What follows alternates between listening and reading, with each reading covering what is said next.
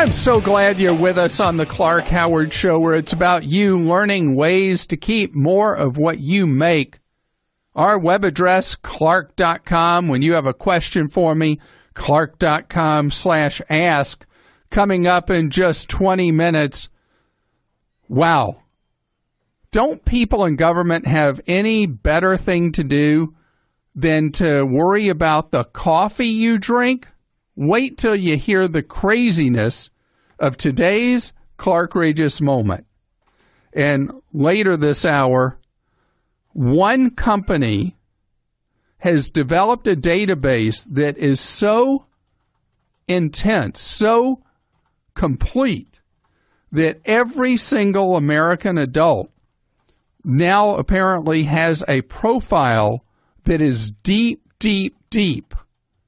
I'm going to tell you about it, creep you out, and then maybe tell you why you can chill at the same time. Because when you first hear about it, it will lead you to a freak-out zone.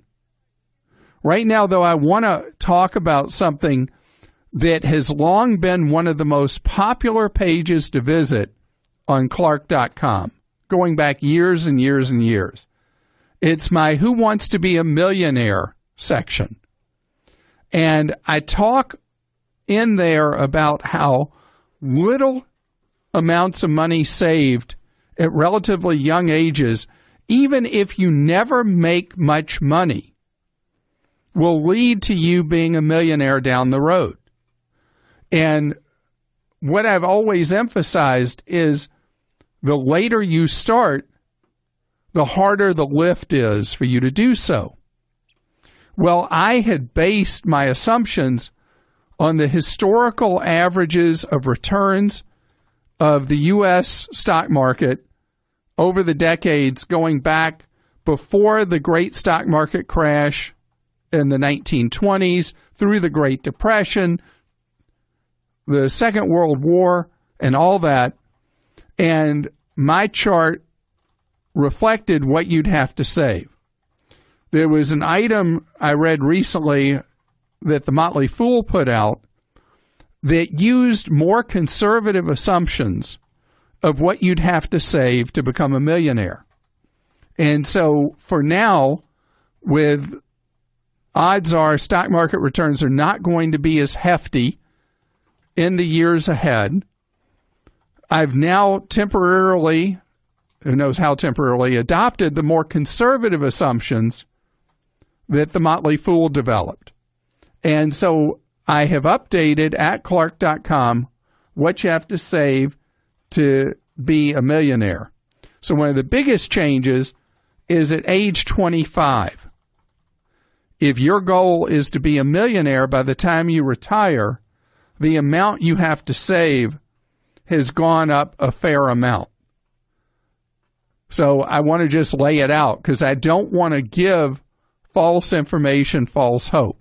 Assuming a much more modest return on the money you would put aside, as an example, in a Roth IRA, if you want to be a millionaire by the time you retire, just from the savings, not including any money you might have from a house or anything else, you have to save $5,000 a year.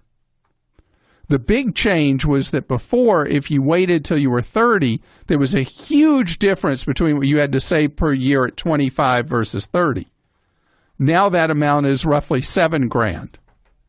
35, though, listen to this, you have to save double per year at 35 what you would save at 25 in order to be a millionaire when you would retire. That amount, $10,000. How about you wait till you're 45? You're at almost $25,000 a year you'd have to save every year to become a millionaire by the time you'd be 65. So the whole point of this is the idea that the earlier you start saving, the easier it is for your money to work for you. Let me give you the most extreme example I have here, and that's age 20.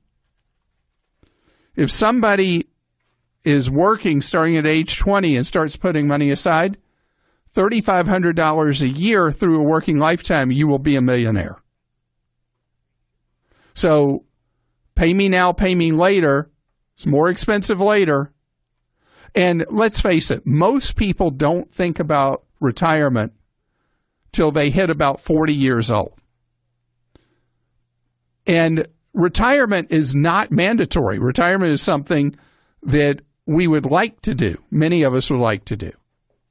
So it just means maybe you don't get to retire as soon. Maybe you have to work more years. If you don't save at all, you'll work till you can't anymore. But if you do wait till age 40, you have to save $15,000 a year for the rest of your working lifetime to generate that $1 million that somebody, for example, at 30 can do with $7,000 a year. So you start when you start, and you save what you can save. But the earlier you do it, the easier it is for you. Habits built young that are good habits have lifelong benefits that are fantastic. James joins us on the Clark Howard Show. Hi, James. Hey, Clark, how are we doing today? Great, thank you. You had an experience with house flipping that worked out really well for you, right? Yeah, first-time flippers. Bought a house over here in Southwest Ohio for about $50,000, put 15 in it, and sold it for $99. Good for you. And we're going to net $27,000, we'll say, out of it. And my question is... Wait. You got to give more background so you have more context for your fellow listener. So you buy this house for $50,000 how long ago? End of March, early April this year. No, you did not. So that is amazing how quick you turn such a big profit. So it was the work you did to the house, the $15,000 in work you did to it. Correct. Or can you do your own repairs to a house? Did you do the improvements yourself, or was that $15,000 for contractors? No. The only thing, as my dad always said, jack of all trades, master of none. The only person we paid was really my son-in-law, who's works for a heating and air conditioning company in Indiana, and I just paid for him and his main install guy to come down to our area, and they put it in. But other than that, it was really just the wife and I. So the reason I wanted to ask you that stuff to draw context out is that there's all these road shows talking about how you're going to get rich flipping houses, and the reality is, to be successful at it, you have to identify properties that look really sad, and you have to be able and willing to do the work yourself to improve the house. Because I'll tell you, if you had to hire contractors to do the work, there wouldn't have been 27. There might not have been any profit. Correct. Yeah, it's a house. I drive by it every day going to work. And it was a small house, a 2-bedroom, 1-bath, full basement, but it sat on an acre and a half with the woods, a creek, and an in-ground pool. So I know with the pool, you're eliminating a lot of your potential buyers right there. But it was more cosmetic. It was just old and tired. It was built in 1953. I had to redo some walls, but plumbing for the most part had to fix a little here, a little there. Same with electric, but no real major projects other than the HVAC. So if you could keep identifying properties like this, you could end up just doing this and make a real nice living just from buying, fixing up, beaten up places, and then either renting them out or selling them. Yeah, that was one of our questions was, it's too late now. It's sold in less than 2 days, and which is good. We kind of debated renting it, but with the pool, we were kind of worried with liabilities there. And, we're happy. Great. So what's Act 2? What do you do next? Take a small break. Okay. But we want to do it again, and it's really this location. We're not in the most desirable town, we'll say, but this is for that town, is a very desirable part of the town. Wonderful. My main question is, how can we? I don't mean hide the money. Don't want to do that. But what can I roll it into, or do I just have to flat claim it as capital gain? Yeah, with the money, if you were not going to claim it as taxable, there's a whole complicated procedure you have to get into with an exchange known as a 1035. Very, very involved. And you've sold the place, you've made the money, you're going to have to pay the tax. Okay. Yeah, and then the money left after tax, I would stash it in readily available cash in one of those online savings accounts till you identify your next opportunity and you're ready to pounce on that. Sounds good. Yeah, because we were thinking, long-term versus short-term, and what I understand is long-term is anything over a year. Short-term's less. Exactly. Correct? So there's an advantage when you identify a property and buy it that you hold it for 12 months for more favorable capital gains treatment. But if you were able to sell it in 2 days and make such a huge profit in just a few months, maybe this time it made sense to pay the tax.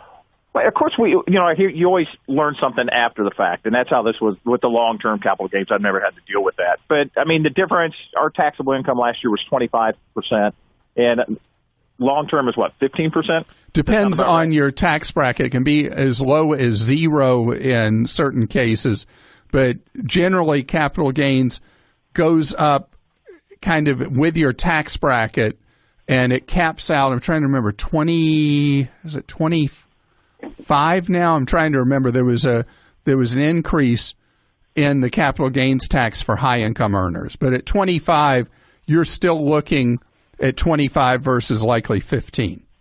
Okay. So really, I mean, that wouldn't have made that big of a difference then for me. Yeah, you're doing great here. You're absolutely doing great. Yes, Krista? It's 20% max. No, I think there's a higher bracket now. You look around for me? I will. Okay. And James, again, continued success because you and your wife made it happen with the work you've done.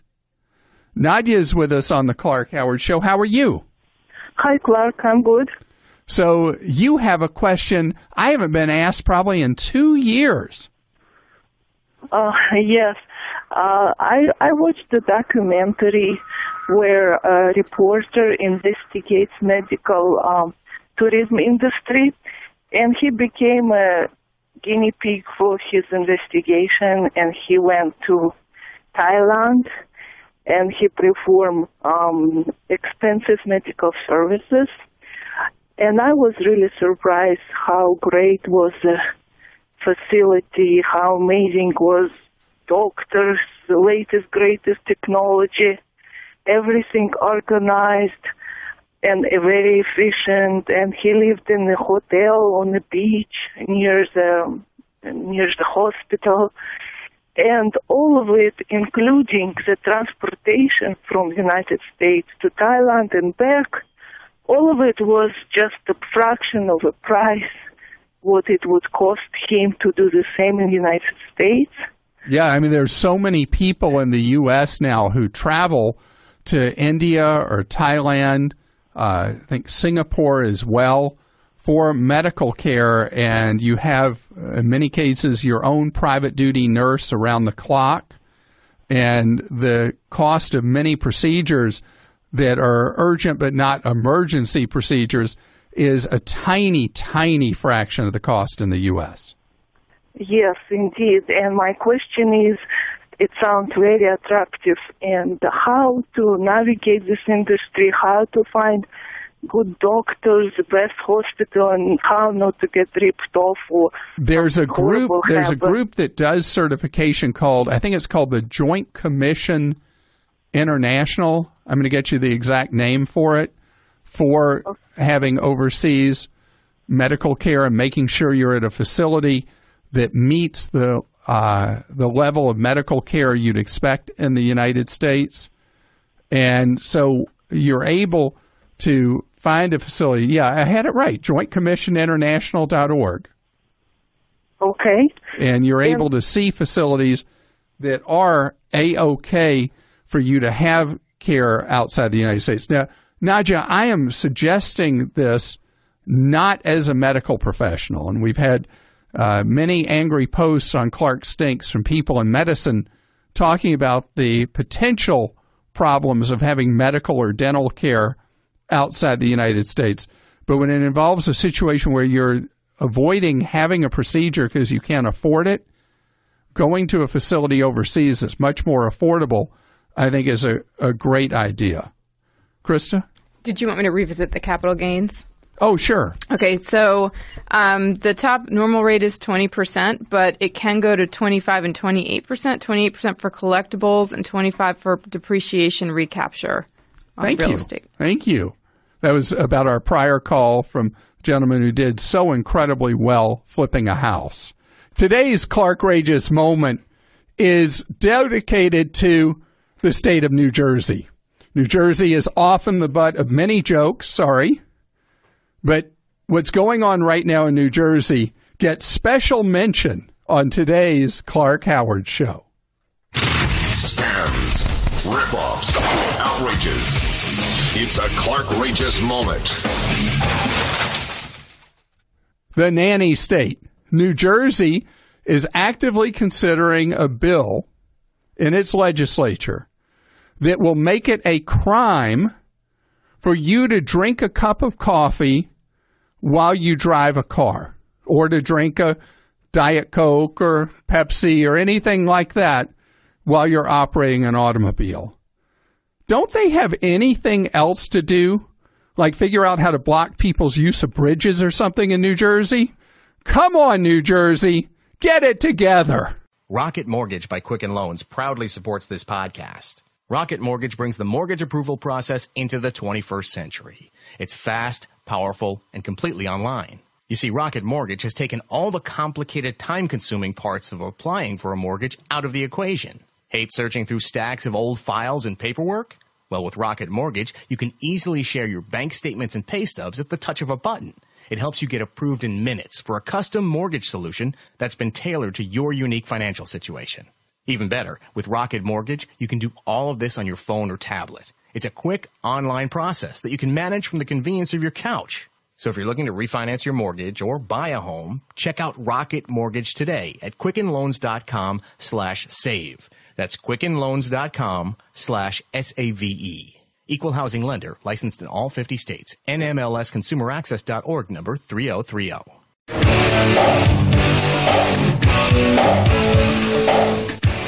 I'm so glad you've joined us on the Clark Howard Show, where it's about you learning ways to save more, spend less, and avoid getting ripped off. You know, if you got a question for me, go to clark.com/ask, our web address, clark.com.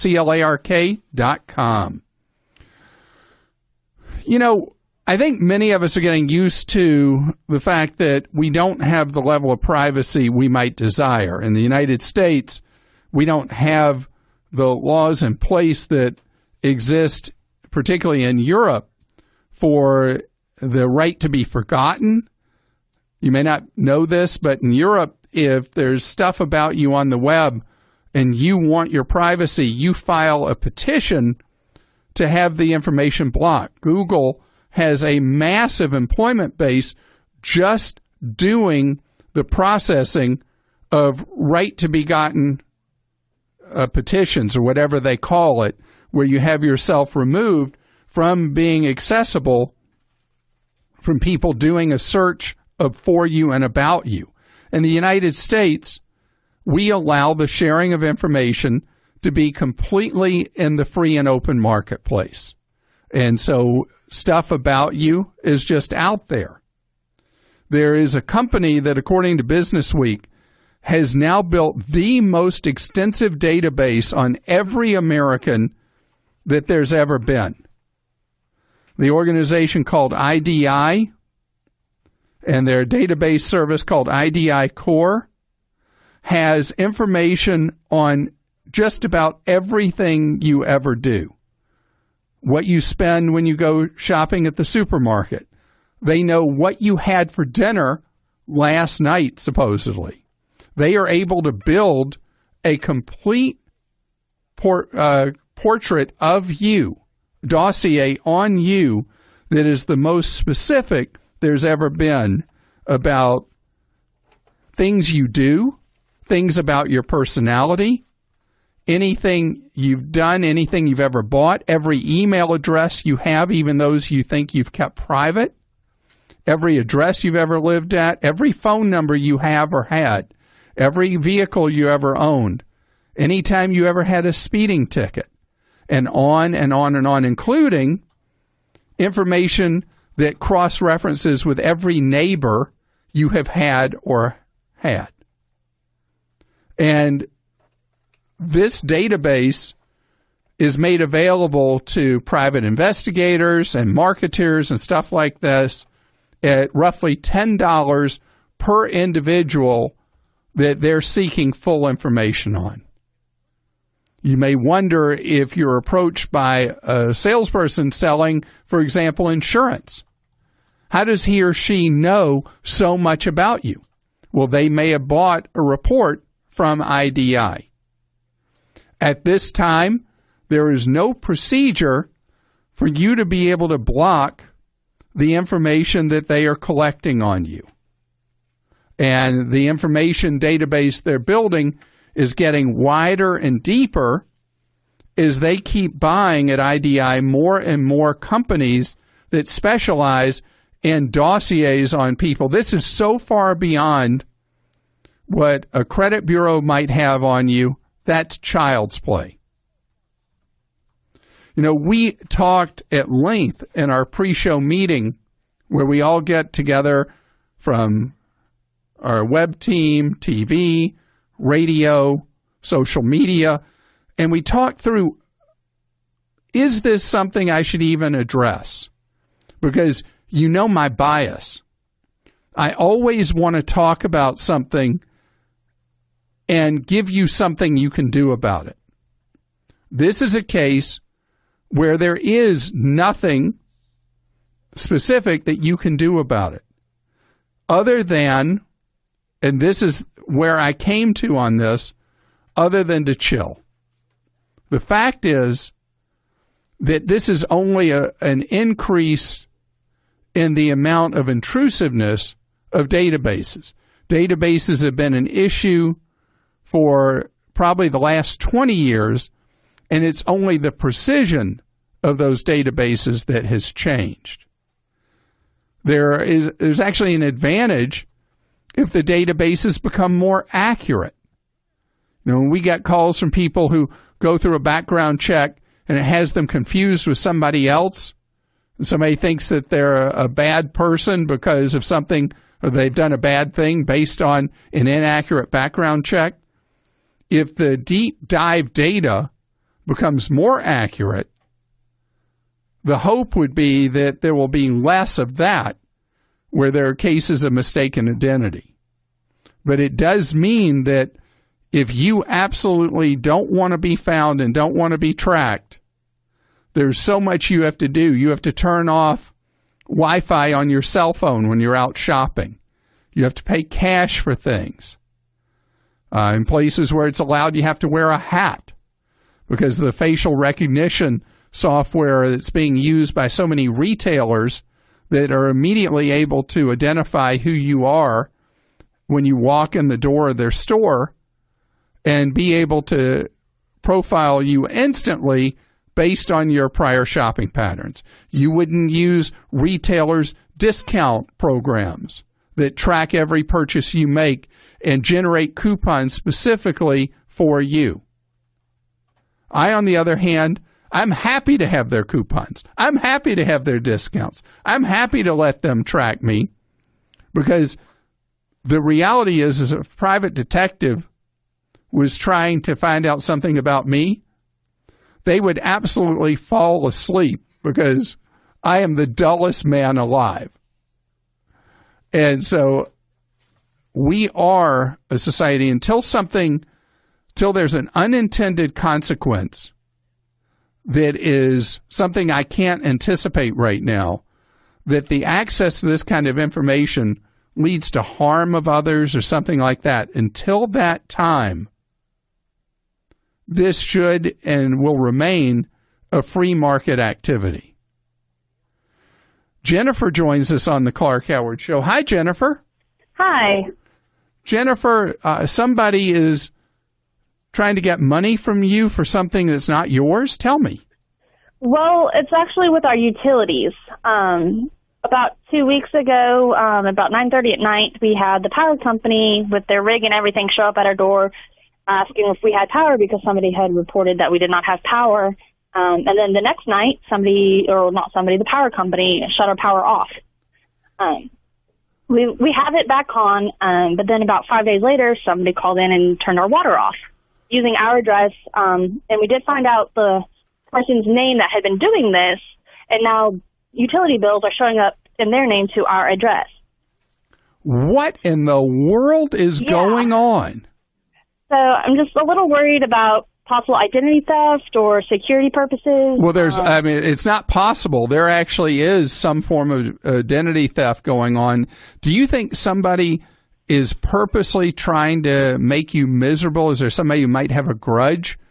No. And the person's name that we found, we've done a little bit of just light background searching.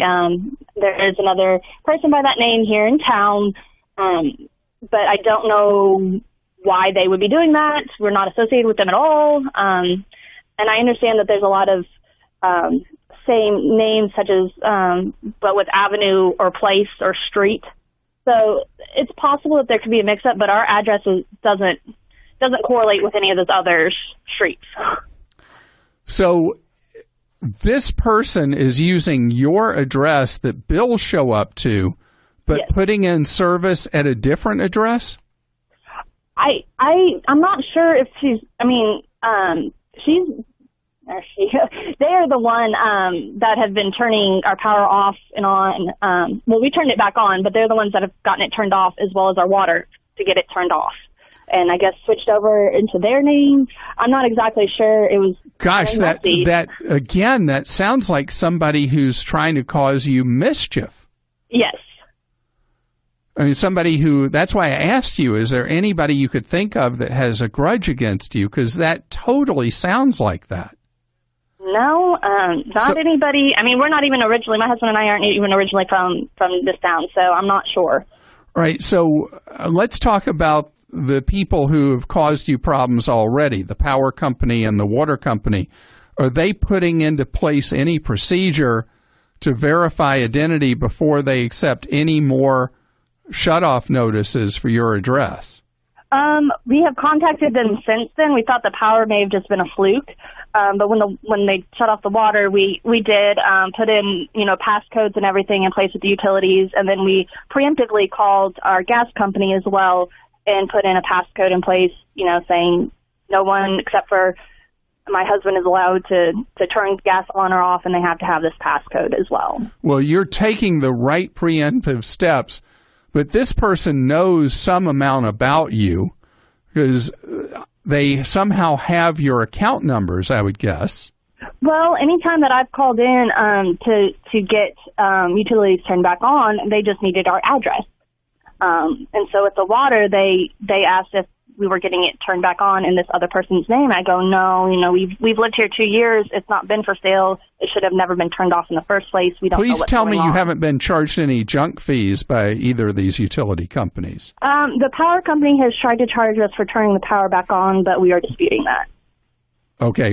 And in any way, any day, you should have to pay for that. And if necessary, you file a complaint against the power company with your state utilities regulator that we can give you the contact information for if you'd like that. Okay, yeah, that'd be great. All right, I'll put you on hold for that in a minute. All right, so as far as the preventative steps you should take, the most obvious thing you should do if somebody specifically has targeted you for mischief or a grudge or something that you're not aware of is this would be a case where for both you and your husband, you should go through the steps to freeze your credit files. Okay. But before you do that, I want you to set up for the free credit monitoring and score tracking that's offered by Credit Karma, KRMA. Okay. You have to do that before you freeze your credit, or else you won't be able to participate in their monitoring program. Okay. And that's completely free. I also have some other sources like Civic, which I've talked about before, that offers free monitoring for you. I'd suggest you set up both you and your husband with them before you would freeze your credit. But this would be a case where it'd be very wise for you because you don't know how many layers this will have in everything someone may be doing. And hang on just a second. We're going to get you the information for filing a complaint preemptively against the power company because no way, I mean, it is their fail that they don't go through any procedures to verify that the person is a valid person calling in. Okay. And you should never have to pay a fee because they're being lazy. We'll give you that info in just 1 second. Matt is with us on the Clark Howard Show. Matt, you want to talk about buying vehicles for sale on the web, is that right? Yes. What are you thinking of doing? Well, I need a new truck, and so I was looking for cars, and I found a couple that were priced way undervalue what they should be. And, you know, the process was that they would send it to me for a week for me to have it tested out, blah, blah, and all that. And then at the end of the week, I'd have a decision. I could either send it back or I could pay them. But I was just kind of leery about it because of the price tag on it. So how much below market price is a vehicle supposedly for sale? Well, let's see, probably about $12,000. So you got to know that's a scam. Yeah. Yes, I wouldn't even bother having any more contact with the online sellers. Then there's also got to be some kind of gotcha from them, some kind of deposit they want you to pay up front. Well, see, that's the thing. There was none. That's what was confusing me. Yeah, I don't believe that at all. All they wanted was my name, address, and phone number, which I really didn't want to give that. There's no doubt that this would have morphed into a scam that would have really hurt you. Gotcha. Now, what I'd like to do is, you know, you've now told your situation. Hopefully we will hear from somebody who went further than you did and ended up finding out how the next layers of the scam work. Gotcha. But there's no chance that why would somebody sell you a vehicle more than $10,000 below its market value and send it to you, no money at all, tell you have fun with it for a week, and then if you don't like it, well, we'll take it back. You know that's not going to happen in the real world. Yeah. So hopefully we will get the whole thing tied up by somebody else calling and sharing how the scam fully operates, but that is not where you're going to find your truck. Melanie is with us on the Clark Howard Show. Melanie, you're interested in doing real estate investing, but not real estate investing where you have to manage the properties. Yes, sir. My husband and I are thinking about investing $10,000 along with a bunch of other people into this house somebody's building in San Francisco. We were looking at this online, and I don't think I can mention the name of the company. It's not necessary. I'm familiar with these things where you crowdsource money together. And it's the opposite of what I'm comfortable with for two reasons. Here you are, you're investing in a property. What happens if that property doesn't do well? And two, you're paying very high expenses to be part of the risk pool. Oh. Can I give an alternative? It's completely opposite land. You can invest in what's known as a REIT fund, a real estate investment trust fund, where your money is pooled with thousands of other people in thousands of different properties. And the costs you have for doing it are about, 1/15 or so what it costs to be in one of these pooling things where you invest with a small group of other people in a single property. And so I would let me give you an example. You can look for what's known as a REIT, R-E-I-T, index fund.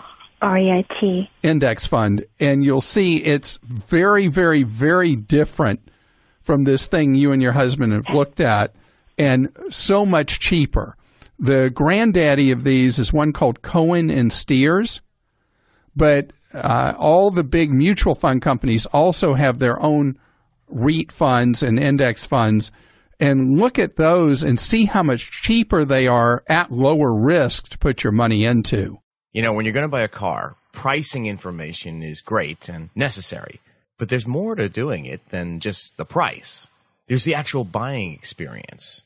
If you want to enjoy a better one, you should go to a True Car certified dealer. They're there to help you find the car that you want, and they're also what make True Car unique. With True Car, you can connect with a local certified dealer that you choose, so you can lock in a guaranteed savings off the MSRP and enjoy a totally better buying experience. And by better, they also mean faster. Over 2 million cars have already been sold to True Car users who have visited their True Car certified dealer. And there are over 11,000 True Car certified dealers nationwide, so it's probably pretty easy to find one near you. And check this, for a new car, average True Car users save $3,279 off MSRP. All right, so you're probably wondering, how do I do this? It's easy. Just go to TrueCar.com or, right there on your phone, download the True Car app.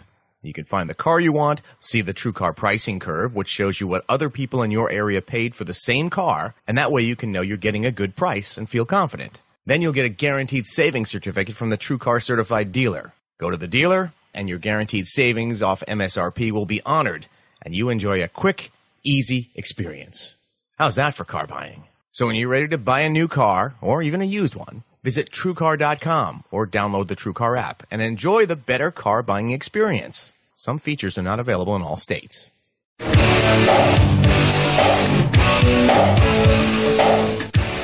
I'm so glad you're with us on the Clark Howard Show, where it's about you learning ways to keep more of what you make. You can follow me at Facebook.com/Clark Howard, our web address, Clark.com. When you have a question, Clark.com/ask. And I got a question to ask you. Did you know that for free, you can get an answer to a question you have from a member of Team Clark 45 hours a week, 9 hours each day, Monday through Friday, except holidays. You can see how to call in and get free off-the-air advice at Clark.com. Coming up in a half hour, terrorism is something that is an ugly thing that has been with us, unfortunately, way too long. And there's a lot of fear in the air about terror. I want to give you some perspective in a half hour. And I think it's important that I address something that is part of what creates insecurity in us and let you know, do you really have something to fear? And that's coming your way in just 30 minutes. Right now, I want to talk about some things that are going to make your life easier if you have a family that is split between Android and iPhone. You have friends, work colleagues that are split between Android and iPhone. To this point, it has been a pain for people to communicate from iPhones to people with Androids, from Androids to people with iPhone. But that is about to get a whole lot easier because of some apps being rolled out in phases by Google.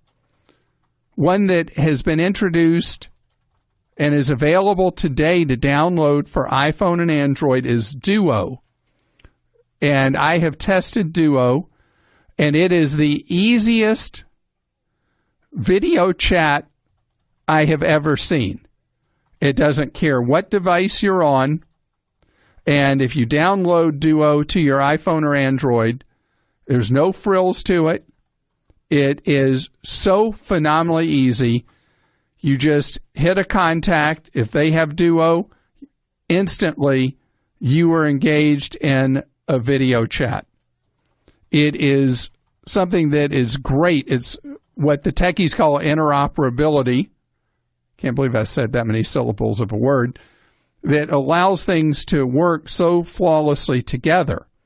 To this point, with smartphones, things have been about trying to keep people within an ecosystem. Facebook keeping you within their apps, Apple within their system, and many different operators all are about trying to keep people walled off. But these new apps do the opposite. They make communication seamless, easy, and quick. So Duo is the first and simplest. Following it is going to be a universal messaging app that works across all platforms, not just iPhone, Android, but also, I mentioned Facebook, where Facebook is spending so much money trying to keep people only in its walled garden. The new app, Allo, or Allo, however you say it, ALLO, that's in test right now with beta users, when it is ready for launch, it will allow very, very seamless, easy communication, apparently according to the techies, across any device, any platform, and this is great stuff.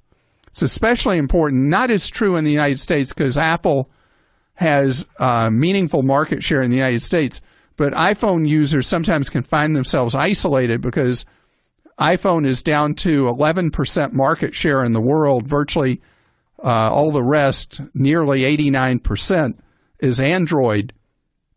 And so being able to communicate with people regardless of which system they're on is really important.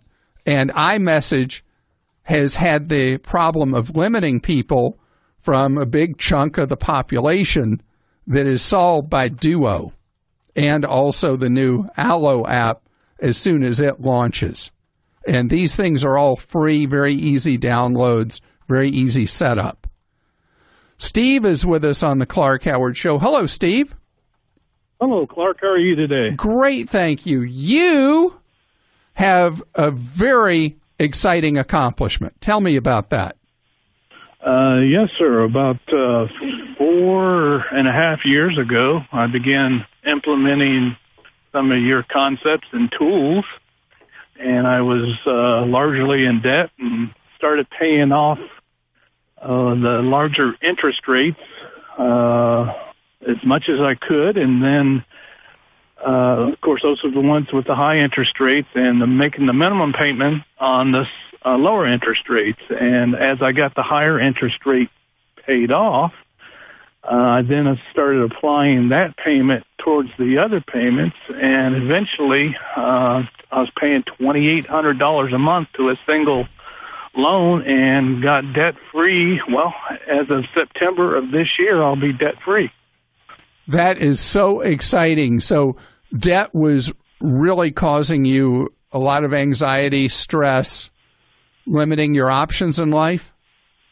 That's correct. I was not too terribly bad. I was $28,000 in debt, but that was just the interest alone was killing me each month.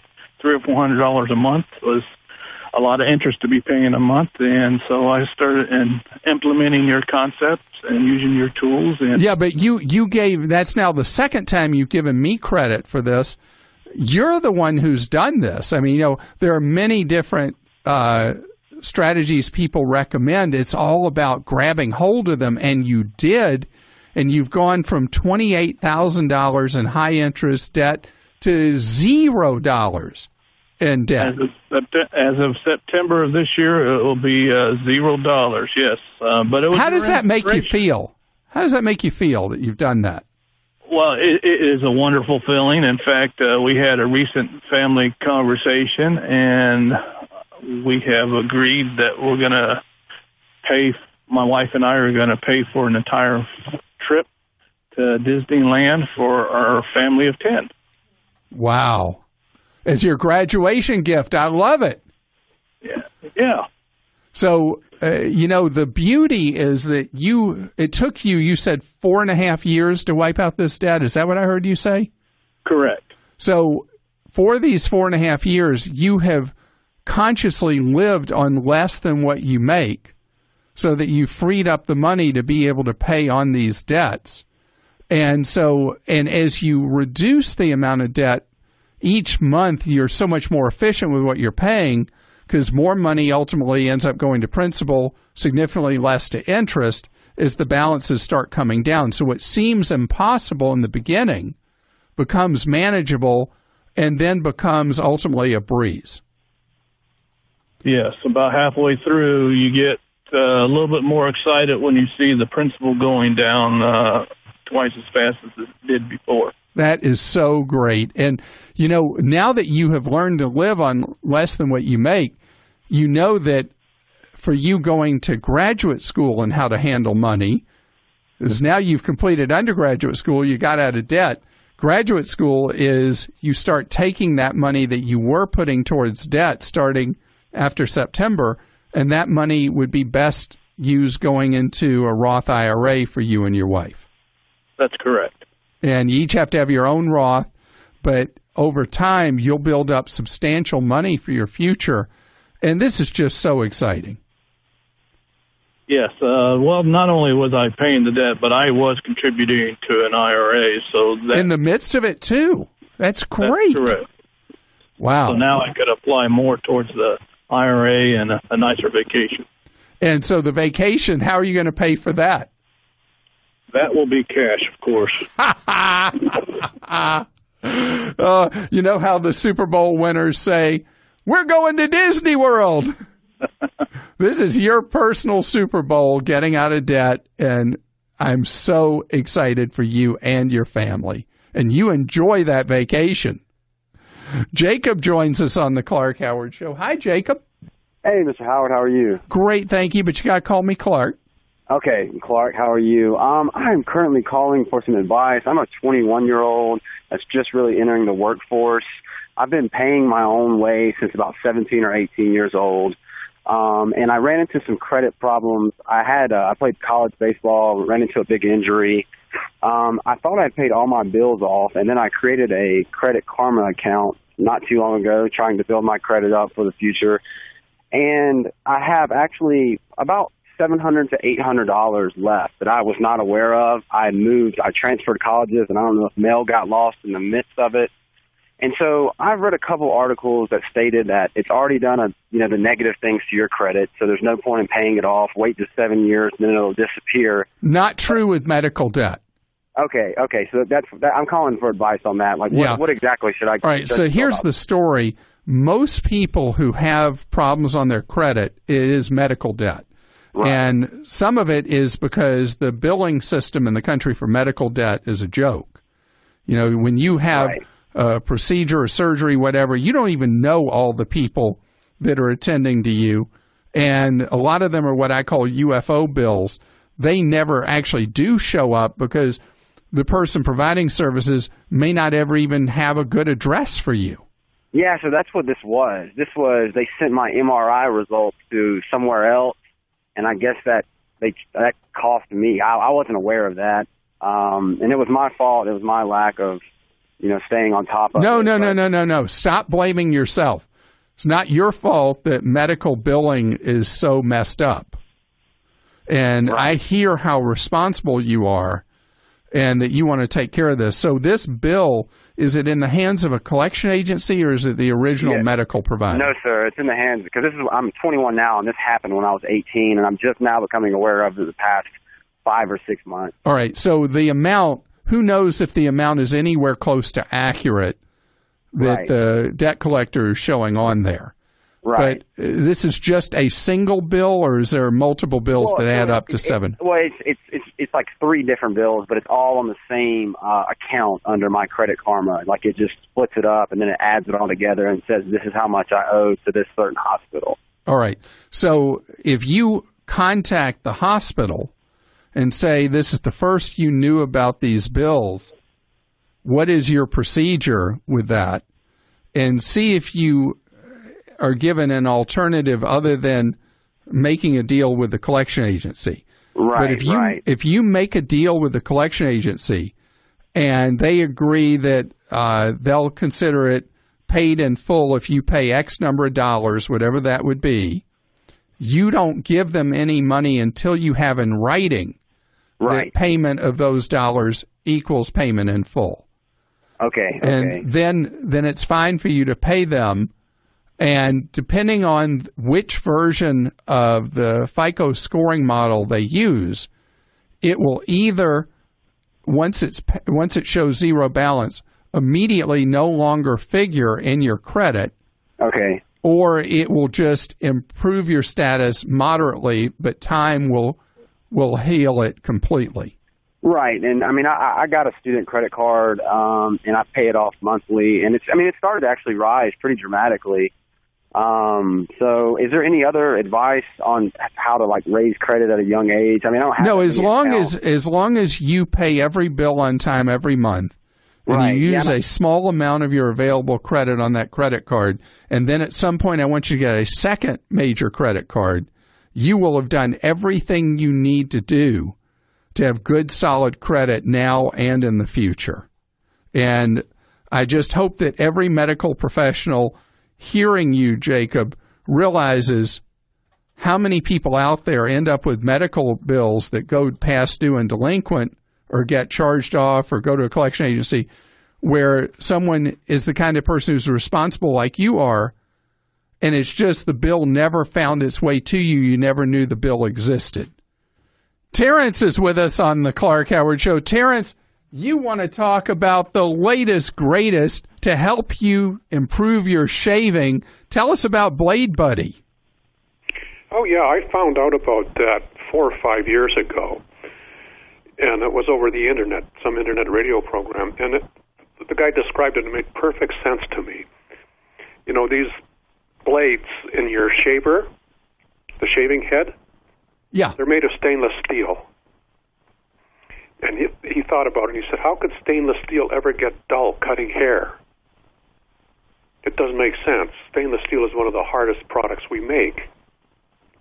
Anyway, so he did a bunch of slow-motion photographs of what happens. And what happens is when you drag the blade across your face, it bends. It doesn't get dull, it bends back. So he thought about that for a while, and then he developed this, what he called Blade Buddy, which is relatively hard rubber. And so when you're shaving, you put the shaving gel on your face, the shaving foam on your face, and then a little dab on the Blade Buddy. And then you take your razor and move it 15 to 20. I sometimes do 25 times over that. Just rub it gently. And that will straighten it.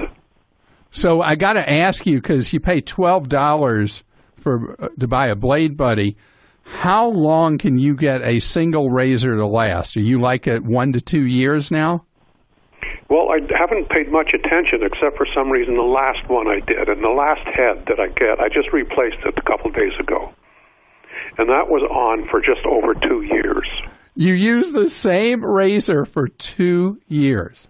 Yeah, mind you, I don't shave every day, but I shave 5 days out of the week, say. Well, that is fantastic, Terrence, because we've had all kinds of suggestions from people how to make those blades last and last. Do you know, the longest I was able to get one to last was 14 months. Oh, really? And here you are at 2+ years on a single razor blade. That's right. You don't need to throw all that money away getting new blades in your razor every single week or more. You can save big money. Stay tuned for 60 seconds of AP News headlines right after this podcast.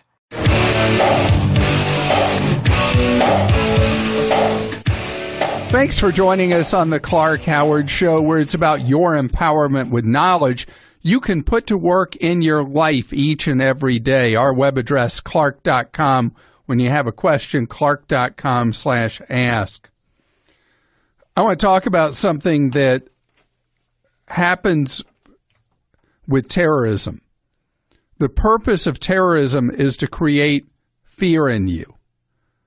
The terrorist wants attention, and more than wanting to create loss of life, which obviously they want to do, but it's really about trying to change us. And I wanted to talk about that for a minute because anytime there's a terrorist incident, people will ask me, is it safe to do fill in the blank, whatever it is? And usually it involves something where somebody is planning to travel somewhere.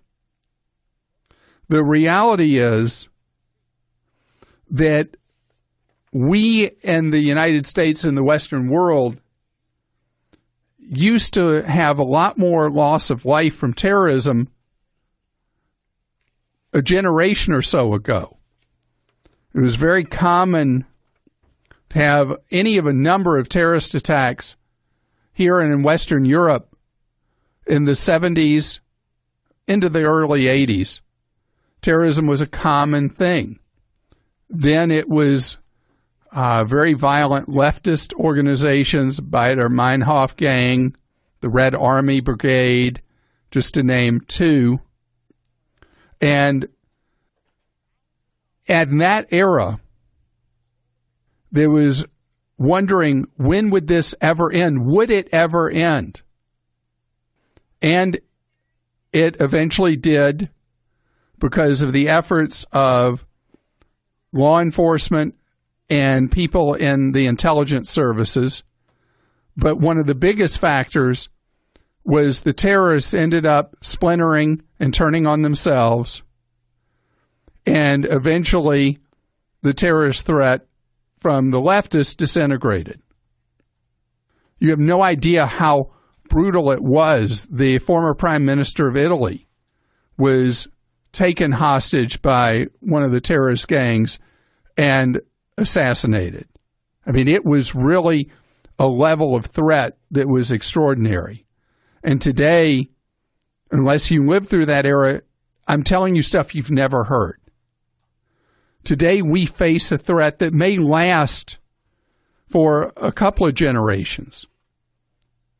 But I want to make it clear that as terrible as it is, if you were directly or indirectly affected with your family, a friend of yours, something like that, who is wounded or killed in a terrorist attack, the odds that one is going to happen and that you are going to die from a terrorist attack is so unbelievably tiny that there are these stats people pull out that you're more likely to die from lightning, you're more likely to die from, from a bee sting, whatever, that the chances living in the United States or traveling even to Western Europe, because I know the fear people have had about traveling to Belgium or France because of the terrorist attacks by the extreme Islamist people, that there's this sense that things are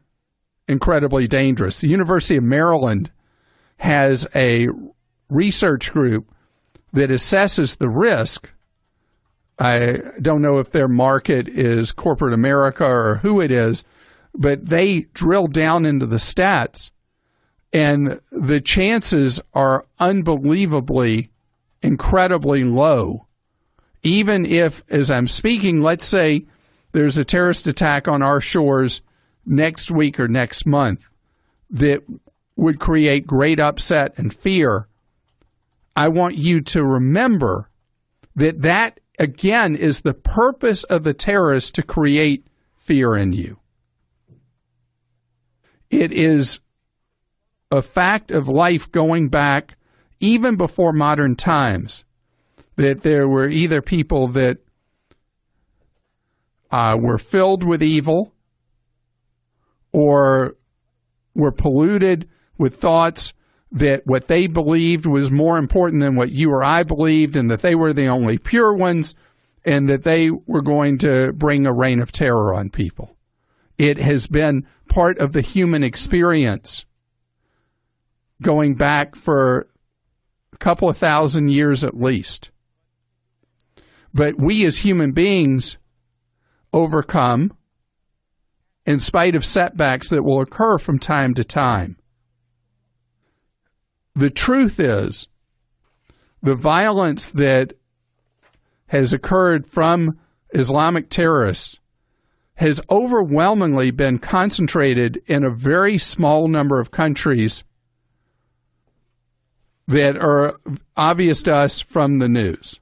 Iraq, Syria, Turkey, a very small number of places in the Middle East and in the Arab world. It doesn't mean that I make it seem like it's a non-issue. That's not what I'm saying. I just want you to remember that mourn for those who lose their lives senselessly to people who possess such evil, that they get joy out of ruining other people's lives or killing other people. But know that we are much more safe and secure than it feels like in the aftermath of a terrorist attack like in Orlando recently, or in Belgium or France or anywhere else that an attack may occur. Krista is going to Europe in a couple of weeks. I have not heard you mention one time that you have any concern at all. Has there been any expressed by your family? No, they haven't really said anything, and I have no concerns. I feel like I'm more in danger when I'm driving on the highway getting to work, so I'm not worried about it at all. Well, statistically, you are correct on that. Worldwide, more than 1 million people die each year in car accidents. And the number of people who die in this country from smoking each year, even though such a small percent of the adult population smokes, I think it's 15% of adults smoke now in the United States. The number of people who die from smoking in the U.S. is 14 times the number that die on our highways each year in the United States.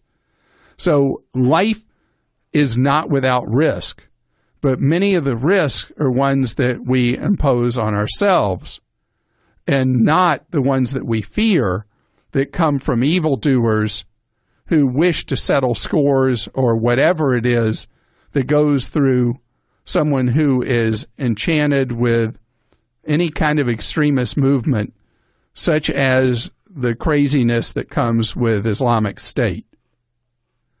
Wendy is with us on the Clark Howard Show. Hello, Wendy. How are you? I'm fine. How are you today? Great. You have a son living in Europe. Correct. Yeah, he lives in Berlin. He's been there for 6 years. Does he love it? Oh, yeah. There's lots of parts he loves. Some that are, a little irritating. He lives in Berlin, so... You know what I can't handle in Berlin? What's that? How cold and gray it is in the winter. Yeah, you're right. Have you been there in winter to experience that? I've been there in December, so you have the Christmas markets that make up for all of that. Oh. Berlin is an amazing city. Yeah, I've been there about 5 times, and there's always something more to discover. So the first time I was in Berlin was when I was covering it as a reporter when the Berlin Wall came down. Oh, my goodness. And there was still East Germany at that point. It had not disintegrated, and I was held in East Germany briefly. And things were chaotic enough that I was able to get back to the West, but it was so weird when I've been back, and it's hard now to even tell where East Berlin had been and where West Berlin had been. I was there in 64 and 66, so I experienced the wall.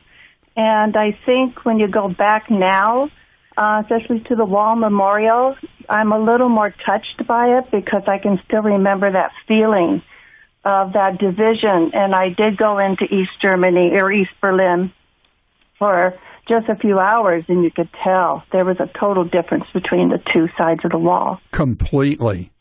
And it's interesting that they've got a line of stones that mark where the wall used to be through the whole length of the wall. Excuse me.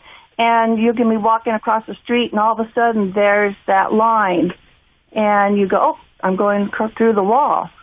You know that. You didn't know you had superhuman powers, did you? Yeah, right. You go through that asbestos-filled wall. Yeah, so it's definitely still alive, the thought of that wall being there. And you can't get away from the whole idea that was separated at one time. Well, how can I be of service to your son living there in much happier times? Well, he's a classical musician, works for himself, and he has no retirement plan in place. And so I was wondering if we could open something like a Roth IRA. Is that how you say it? Yes, Roth. Yeah. Account for him now, and I was hoping maybe not to be able to let him know about this. So does he file a U.S. tax return each year and report his German income, or is he exempt from U.S. income tax while he's working in Germany? Well, that's another question I was going to bring up, because I've been getting mixed opinions on whether he should have been filing all these years or not. He doesn't have... I've gotten different stories. I talked to somebody with a national income tax firm, and they said if he doesn't have a W-2 form, he doesn't need to be filing, and that's kind of contradictory to what other things I've heard. All right, so this is a twofer here, because he is not a dual citizen, is he not? No. He is fully an American citizen working overseas. Correct. So he may be exempt as long as he's paying German income tax. He may be exempt from U.S. income tax, but it's all a maybe. And it wouldn't be a bad idea at all to talk with an enrolled agent. That's someone who is a specialist enrolled with the IRS to do taxation work, or to talk with a CPA who does tax. They could answer that pretty quickly. If, in fact, he is supposed to report income on a U.S. tax return and pay some level of tax in the U.S., then he would be eligible to do a Roth. But right now, he would not be eligible to do a Roth if he's not reporting earned income on a U.S. tax return. Oh, that I didn't even realize. So I think the first issue is less important than the second one that came up, and that is that he's not filing a U.S. tax return, and that may be fine, but it may not be, because when a U.S. citizen is working in a foreign location, the answer on your responsibilities to U.S. taxing authorities varies by situation, and that's why I would recommend that the real answer to your question is to sit down with a tax person, someone who really knows what they're doing. Won't take long, and get the right answer to that. Bill is with us on the Clark Howard Show. Hi, Bill. How are you? Oh, thank you. How about yourself, Clark? Great, thanks, Bill. You have a question about the craziness that the credit card companies do. Yeah, I have a couple of cash rewards credit cards, and I keep getting these offers in the mail for bonus rewards for a limited time if I enroll in the program, and I wasn't really sure what that was all about. So the bonuses happen for two reasons. One, all the credit card companies battle what's called the back-of-wallet problem, where how many credit cards do you have? Probably 6. All right, and of those 6, if you're a typical consumer, 2 of those 6 get the overwhelming amount of your charge activity. That's true. So what they're all battling is to come up with what is that thing that will get you to take a card that has gone what they call back of the wallet in the banking trade and make it one of those 2 that you get in the habit of using. Now, in addition, that's the primary reason. There are other circumstances where, let's say, they say if you shop at this particular store for the next 90 days, we'll give you 10% cash back for shopping. It could be a home improvement store, a particular one, or something like that. When you see those offers, the retailer is actually paying promotional money to try to get you to come in their store. And so they're willing to, it's almost like advertising expense for them when they give you that 10% back for that 90-day period. That makes sense. I figured there was something like that going on. Because, no credit card company is going to get rich giving you, when they're getting merchant fees of a couple of percent, if they're giving you back 8 or 10% somewhere, the math just doesn't work. So that is a marketing cooperative arrangement between the bank and that particular retailer or restaurant. Why do they require you to enroll in the program in order for it to be active? Because the whole idea is to change behavior.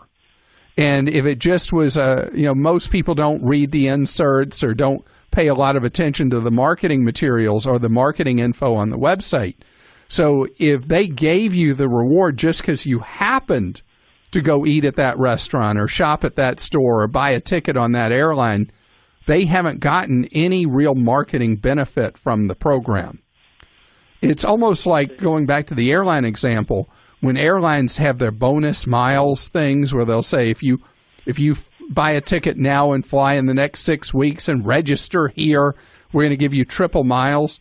They don't want to give the triple miles just to anybody who buys a ticket. They want to give the triple miles to people who are motivated that they bought that ticket on that airline because that special incentive was there. That makes sense. So it's all about us being the rat in the rat maze. We got to do it how they, we got to follow the behavior they're trying to manipulate us to do in order to get the reward. And if it's something that you're happy, manipulate me. Oh, I love that manipulation. And you score extra money, then all to the good. Okay, well, thanks very much. All right, have a great day. Thanks for listening to the Clark Howard Podcast. Download new episodes every Monday through Friday at podcastone.com. That's podcastone.com. Stay tuned for the latest AP News headlines from Podcast One right after this. When shopping for car insurance, consider this. Geico has been saving people money on car insurance for over 75 years. So if you're serious about savings, it's simple. Go to geico.com. After 75 years, they know how to save you money. AP Update, I'm Ross Simpson. A federal official says more than 82,000 people have been told to evacuate from mountain communities threatened by a powerful wildfire in Southern California. One of the evacuees, Carolyn McNutt, told KNBC-TV virtually everything she owns is at the mercy of the flames. It's scary. It's scary when you don't have much dividing you from the flames and your house. That's your life. A San Bernardino County fire spokesman says the evacuation orders were given to about 34,500 homes. Eric Sherwin says some structures have already burned to the ground, but it hasn't yet been determined whether any of them were homes. The 14-square-mile fire near Cajon Pass has seen massive growth in the last 8 hours. Fire officials say the wildfire near the town of Wrightwood shows no sign of slowing down. AP Update, I'm Ross Simpson.